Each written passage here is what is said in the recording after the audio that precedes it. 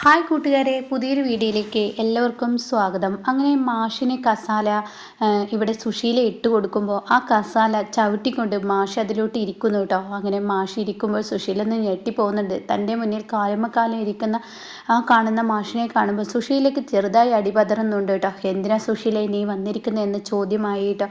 അങ്ങനെ ഈ സമയം സുശീല പറയുന്നുണ്ട്, നിങ്ങളുടെ മകളെ എൻ്റെ മകൻ്റെ ജീവിതത്തിൽ കിടന്ന് കളിക്കുകയാണെങ്കിൽ ഈ സുശീല ശരിക്കും ആരാണെന്ന് നിങ്ങൾ തിരിച്ചറിവെന്ന് പറയാം കേട്ടോ. ആ സമയം മാഷി പറയുന്നുണ്ട്, ഇവിടെ ഇന്ദ്രൻ ഇങ്ങോട്ട് വരുന്നതാണ്, അല്ലാതെ നിങ്ങളുടെ മകൻ്റെ അടുത്തോട്ട് എന്നാലും എൻ്റെ മോള് പോയില്ല.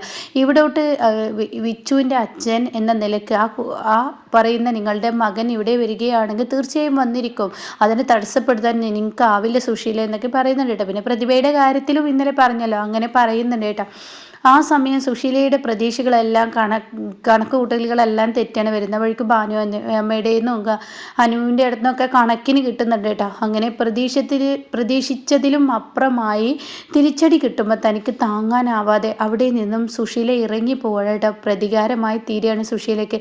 അങ്ങനെ വിട്ടാൽ ശരിയാവില്ല, ഈ അനന്തം മാഷിന് തിരിച്ചടി കൊടുത്തിരിക്കണം, അത് അങ്ങനെ വിട്ടാൽ ശരിയാവില്ല എന്ന തീരുമാനവുമായി സുശീല അവിടെ നിന്നും പോകുന്നു കേട്ടോ. എന്നാൽ ഈ സമയം അനുപമയോട് മാഷ് പറയാണ്, മോളെ അവരിവിടെ വന്നത് എന്തിനാണെന്ന് നിനക്കറിയില്ല. ഇനി പ്രതിഭയുടെ ജീവിതത്തിൽ എന്തിനാണ് വെറുതെ കാര്യമില്ലാതെ കയ്യേറാൻ നോക്കുന്നത്. അത് കേട്ടോടെ തന്നെ അച്ഛാ ഞാനൊരു കാര്യം പറയട്ടെ, അച്ഛൻ്റെ മകൾ ഒരു തെറ്റും ആരോടും ചെയ്യില്ല. ഒരു കുരുന്ന് ജീവനെ ഇല്ലാതാക്കുന്നത് കണ്ടു നിൽക്കാൻ ഈ അച്ഛൻ്റെ മകൾക്ക് കഴിയില്ല. എന്താ നീ പറയുന്നത്? അതെ, സത്യൻ്റെ കുഞ്ഞിനെ നശിപ്പിക്കാനാണ് അവർ നോക്കുന്നത്. എന്താ നീ പറയുന്നത്? അങ്ങനെയൊന്നും അവർ ചെയ്യില്ല. അവരുടെ രക്തത്തിൽ പിറക്കാൻ പോകുന്ന കുഞ്ഞല്ലേ അത്. അതെ, അങ്ങനെ തന്നെയാണ് എല്ലാവരുടെയും വിശ്വാസം. പക്ഷേ ഒരമ്മയും ചെയ്യാത്ത പ്രവൃത്തികളൊക്കെ അവർ ചെയ്തു. എന്നിട്ടും അവരെ ദൈവം പന പോലെ വളർത്തിക്കൊണ്ടുപോവാണ്. അതെന്തുകൊണ്ടാണെന്ന് അറിയില്ല അച്ഛാ. അവർ ഈ പറയുന്ന പ്രതിഭയ്ക്ക് ആ കുഞ്ഞ് ചാപ്പിള്ളയാണെന്നും അതിന് കുറേ ദോഷങ്ങളുണ്ടെന്നൊക്കെ പറഞ്ഞ് ഇന്നത്തെ കാലത്ത് അങ്ങനെയോ അവരത് പറഞ്ഞ് പ്രചരിപ്പിച്ചത് കൊണ്ട് തന്നെ മക്കൾക്ക് പ്രതികരിച്ചാലും തൻ്റെ അമ്മ തൻ്റെ നിലയ്ക്ക് വരാത്തത് കൊണ്ട് തന്നെ മക്കൾക്ക് അമ്മക്ക് മുന്നിൽ മുട്ടുകുത്തേണ്ട ആ അവസ്ഥയായിരിക്കുന്നു. അതുകൊണ്ട് തന്നെ പ്രതിഭ അവളുടെ വീട്ടിലാണ്. പിന്നീട് ഈ ഒരു പ്രതിവിധി ഞാനിതിൽ ഇടപെട്ടു എന്നവർക്ക് തോന്നിയപ്പോൾ ഞാൻ ഇടപെടുന്നത് വരെ പ്രതിഭയെ ഈ പറയുന്ന സുശീലയുടെ വീട്ടിലോട്ട് കൊണ്ടുവരില്ല, സത്യന് കൂടെ ജീവിക്കാൻ പാടില്ല എന്നൊക്കെ ഒരു നിലപാടായിരുന്നു. അപ്പം മോളെ അവരെന്തിനാ ഇങ്ങനെയൊക്കെ ചെയ്തു കൂട്ടുന്നത്? അവരുടെ ലക്ഷ്യം ഒന്നുമല്ല അച്ഛാ. സച്ചി സാറിൻ്റെ മകളില്ലേ ഇന്ദു, അവളും സത്യനുമായി വീണ്ടും യോജിപ്പിച്ച് എന്തൊക്കെ ഈ സുശീല കാട്ടുക, അത് തന്നെ അച്ഛാ അവരുടെ പണത്തിനോടുള്ള ആർത്തി എന്ന് പറയാനായിട്ട്. എന്നിട്ട് എന്താ സംഭവിച്ചത്, എങ്ങനെയാണ് നീ അത് തെളിയിച്ചത് എന്നൊക്കെ മാഷി ചോദിക്കുമ്പോൾ ഉടൻ തന്നെ അനുപമ പറയാണ്, അച്ഛാ ഞാൻ അവർ ഇങ്ങനെ ലേഹം പ്രതിവിധിക്ക് വേണ്ടി ഞാനിതിൽ ഇടപെട്ടു എന്ന് കണ്ടപ്പോൾ അവർ എനിക്കൊരു വാണിംഗ് ഒക്കെ തന്നു. പക്ഷേ ഞാനത് ഒരു വിലയും കൊടുത്തില്ല. വീണ്ടും പ്രതിഭയെ രക്ഷിക്കാൻ വേണ്ടി ഞാൻ ഇടപെട്ടത് കൊണ്ട് തന്നെ പ്രതിഭ അവരുടെ വീട്ടിലോട്ട് തിരിച്ചു പോയപ്പോൾ സത്യൻ ഇവിടെ കൊടുന്നാക്കുകയും ചെയ്തപ്പോൾ തൻ്റെ മകൻ കൈവിട്ടു പോകുമോ എന്ന പേടിയിൽ സത്യനെ കൊണ്ട് തന്നെ സച്ചിയുടെ കടയിൽ നിർത്തിക്കണമെന്ന ആ ഒരു ഇതിലും അവർ പ്രതിഭയെ തിരിച്ചു കൊണ്ടുവരാം എന്നുള്ള നിലപാടെടുക്കുകയും ജോത്സ്യൻ്റെ പ്രതിവിധി പ്രകാരം കുറച്ച് മരുന്ന് കഴിച്ച് അതിനുള്ള ഏലസിക്ക് കെട്ടിയാൽ അതിന് പ്രതിവിധിയാവും എന്ന് ചോദിക്കുമ്പോഴേക്കും എന്നിട്ടെന്താ പഴയ പല്ലവി തന്നെ എന്ന് ഭാനുമ്മ പറയാണ്. അവൾ ആ മരുന്നിൽ കുഞ്ഞിനെ നശിപ്പിക്കാനുള്ള വിഷം കൊടുത്തു. എന്താ ഈ പറയുന്നത് ഈശ്വര, ഇങ്ങനെയുണ്ടോ? അവളത് ചെയ്യും, അവൾ അങ്ങനെയാണല്ലോ എൻ്റെ മോളോടും ചെയ്തു കൂട്ടിയത്. എന്നാൽ ഇത്രയും ക്രൂരമായ സ്ത്രീ എവിടെയും ഉണ്ടാവില്ല. ഒരു അമ്മയും ഒരു മക്കളോടും ചെയ്യാൻ പാടില്ലാത്തതൊക്കെ അവരെന്താണ് ഈ ചെയ്തു കൂട്ടുന്നത്? അവർക്ക് ഒരു ശിക്ഷയും ഇല്ലേ? എത്ര നാളായി എന്നൊക്കെ ഇങ്ങനെ മാഷ് പറയുന്നുണ്ട് കേട്ടോ. ആ സമയം അനുപമ പറയാണ്, എനിക്ക് സംശയം തോന്നിയത് കൊണ്ട് തന്നെയാണ് അച്ഛാ ഞാൻ രവിയുടെ അടുത്തോട്ട് ആ ഒരു ലേഹം ടെസ്റ്റിന് വേണ്ടി അയക്കാൻ പറഞ്ഞത്. ആ സംശയം തെളിയിച്ചു, അതിൻ്റെ റിപ്പോർട്ട് ഞങ്ങളുടെ കയ്യിലുണ്ട്. സത്യൻ്റെ കുഞ്ഞിനെ നശിപ്പിക്കാൻ ഇപ്പോൾ രണ്ടാമതൊരു ലേഹം കൊണ്ടുവന്ന് കൊടുത്തിട്ടുണ്ട്. അതിലും ഇങ്ങനെയൊക്കെ തന്നെയാണ്. അതിനുള്ള പ്രതിവിധി ഞാൻ ചെയ്തു വെച്ചിട്ടുണ്ട്. ഇനി അച്ഛൻ പറ, ഞാൻ ഇതൊക്കെ കണ്ടിട്ടും കണ്ടില്ലെന്ന് നടിക്കണോ? എന്നോട് സത്യനായിട്ടാണ് ഇങ്ങോട്ടേക്ക് വന്ന് പറഞ്ഞത്. അവൻ്റെ അമ്മയെ അവന് പേടിയാണ്. അവൻ്റെ അമ്മ അവൻ്റെ കുഞ്ഞിനെ നശിപ്പിക്കാൻ നോക്കുക, അതുകൊണ്ടാണ് പ്രതിഭയെ ഞാൻ വീട്ടിൽ കൊണ്ടാക്കിയത് എന്നൊക്കെ സത്യൻ എന്നോട് പറഞ്ഞത് കൊണ്ടാണ് അച്ഛാ ഞാൻ ഇടപെട്ടത്. അപ്പം ഞാൻ എന്താ വേണ്ടത് അച്ഛാ എന്ന് ചോദിക്കുമ്പോൾ, മോളെ നീ പറഞ്ഞതിൽ ഒരു തെറ്റുമില്ല, നിൻ്റെ ഭാഗത്ത് ഒരു തെറ്റും ഞാൻ കാണുന്നില്ല, നീ ചെയ്തതെല്ലാം ശരിയാണ്.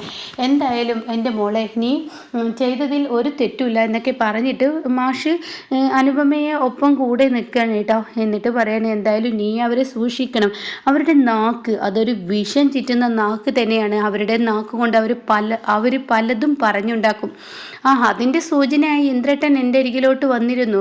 അത് ഞാൻ അച്ഛനോട് പറഞ്ഞില്ല എന്ന് അച്ഛൻ പറഞ്ഞല്ലോ. അത് തന്നെ.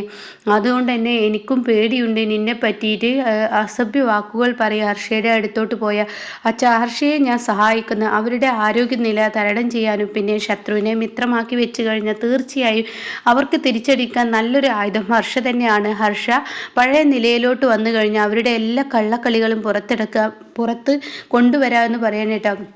അത് കേട്ടോടെ തന്നെ മാഷിനും അതിലൊരു സത്യമുണ്ടെന്ന് തോന്നാൻ കേട്ടോ.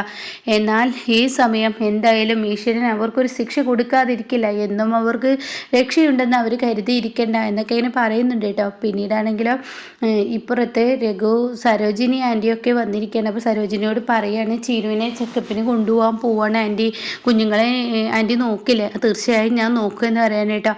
അങ്ങനെ ഇവർ 3 പേരും ഈ ഒരു ഇതിന് വേണ്ടി പോവുകയാണ്. അതായത് സ്വർണം കൊടുക്കും വേണം, ചെക്കപ്പിന് എന്ന നിലയിൽ പോവും വേണം കേട്ടോ.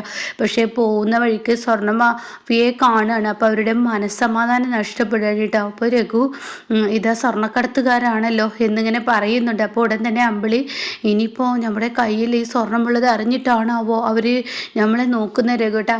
അങ്ങനെയൊന്നുമല്ല, നീ ഒന്നും മിണ്ടാതിരിക്ക്. കക്കാൻ പഠിക്കുന്നുണ്ടെങ്കിൽ നിൽക്കാനും പഠിക്കണം, അല്ലാതെ മുഖത്തത് കാണിച്ച് നമ്മളുടെ മുഖത്ത് ആ സംശയം തോന്നിച്ച തീർച്ചയായും പ്രശ്നമാവും എന്നൊക്കെ പറയട്ടോ. അപ്പോൾ ഉടൻ തന്നെ ചീരി പറയുന്നുണ്ട് ഇതെന്തായാലും ഒന്ന് രക്ഷപ്പെടുന്നത് വരെ ആരും പിടിക്കപ്പെടാതിരുന്നാൽ മതിയായിരുന്നു. അച്ഛൻ്റെ വാക്കുകൾ അത് പേടി തന്നെയാണ് എന്ന് ചീരുവും പറയുന്നുണ്ട് കേട്ടോ.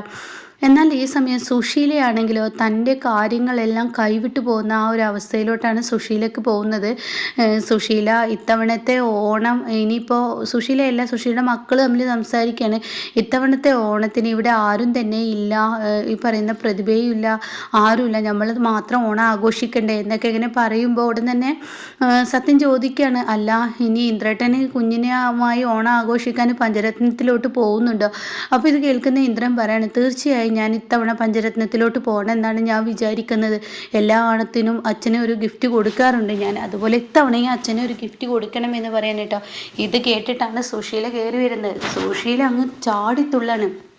എടാ നീ ഈ സുശീലയെ മറികടന്ന് നിനക്ക് പഞ്ചരത്നത്തിലോട്ട് പോകണടാ, നിനക്ക് ഓണം ആഘോഷിക്കാൻ പോകണോ? ഈ സുശീലയുടെ വാക്ക് കേട്ടിട്ട് നീ വാക്ക് കേൾക്കാതെ നീ ഓണാഘോഷിക്കാൻ പോയാലുള്ള പ്രതിസന്ധികൾ എന്തൊക്കെയാണെന്ന് നിനക്ക് ഞാൻ പറഞ്ഞു തരണോ? അത് കേട്ട ഉടനെ ഇന്ദ്രൻ പറയാണ്, അമ്മേ എനിക്ക് എൻ്റെ മകനുമായി ഓണം ആഘോഷിക്കണമെന്നാണ് എനിക്ക് താല്പര്യം. കാരണം ഇവിടെ ഓണം ആഘോഷിക്കാൻ പ്രതിഭയില്ല, മറ്റാരുമില്ല. പ്രതിഭയില്ലെങ്കിൽ നിൻ്റെ അമ്മയും പെങ്ങളൊക്കെ അല്ലേ.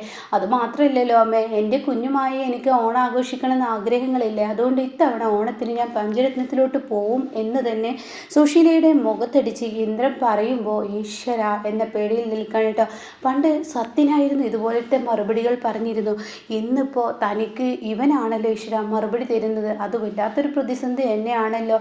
ഇവനിങ്ങനെ മറുപടി പറഞ്ഞാൽ തൻ്റെ മകൻ കൈവിട്ട് കഴിഞ്ഞാൽ സത്യൻ ഏത് സമയത്തും നിറം മാറുന്നവനാണ്. പക്ഷേ ഇന്ദ്രൻ അങ്ങനെയല്ല, എപ്പോഴും എന്തിനും ഏതിനും നിന്നിരുന്നവൻ മാറിക്കഴിഞ്ഞാൽ അത് ആപത്താണ് എന്ന ആ ഒരു പേടി സുശീലക്കുള്ളിൽ വരികയാണ് കേട്ടോ.